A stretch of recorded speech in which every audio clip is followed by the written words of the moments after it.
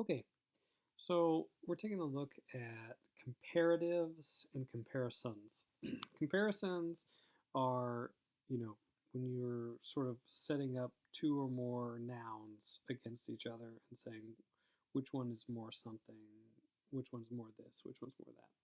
Comparatives, which you will see in this assignment, are a form of an adjective.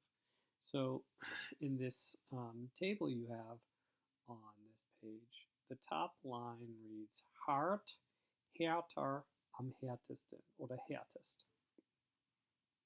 Hard, meaning hard, is the base form or the positive form. This thing is hard. If something's harder, then it's harder, right? So that's the escalation. So this bookshelf is hard. This stone Untersatz, this stone saucer, I can't think in English now, is harder, right? I shouldn't have picked that because that's probably the hardest thing in this room. Oops. Oh well.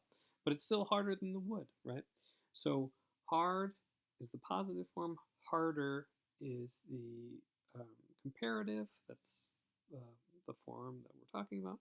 And then hardest is the superlative. So there's a lot of similarities between how we form these things in English and in German.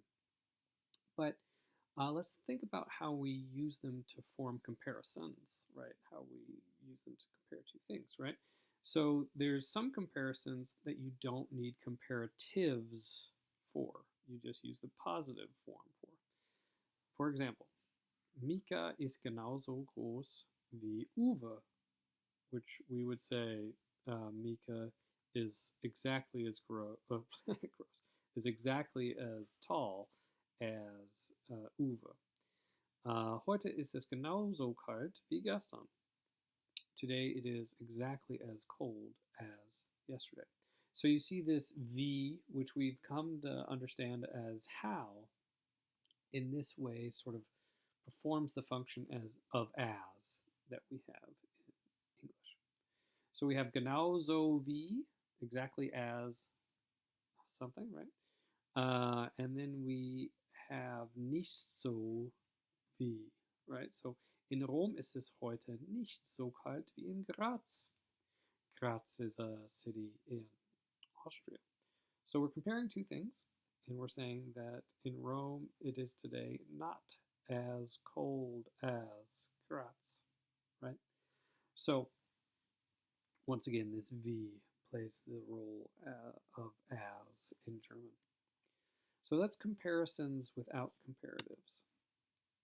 However, there are some comparisons that you need comparatives for, right? So there's this first example. In Wien ist es heute kälter als in Berlin. So this as comes to take on a than role, right? So in Vienna, it is today colder than in Berlin, right? So you have the comparative form of the adjective and then als, right? So let's read the next one. In Berlin ist es heute wärmer als in Wien. In Berlin, it is today warmer than Vienna.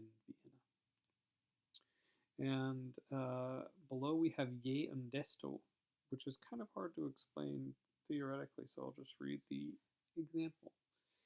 Je mehr es regnet, desto nasser wird das Gras. The more it rains, the wetter the grass becomes. See, we just say the and then the comparative and then the and then the comparative in English. But they have their own words for this in German, so it's kind of a little bit more precise. I'm going to skip the second example and take a look at the third. Je kälter es wird, desto eisiger sind die Straßen.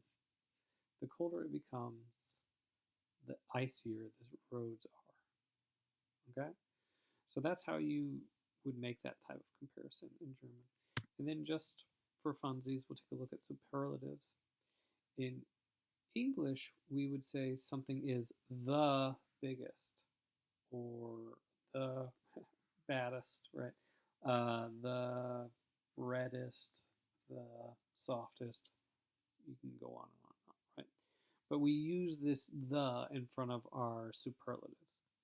In German, you don't use the, you use right? So taking a look below, you say, der Westwind ist kalt, der Ostwind ist kälter, the east wind is colder, and der Nordwind ist am kältesten. So here we're using the superlative form of the adjective. The north wind is the coldest. So instead of saying the coldest in German, you say am kältesten. Okay, I hope that was helpful. Take a crack at that activity below, get it in, and yeah, let us know if you have any questions. Ciao.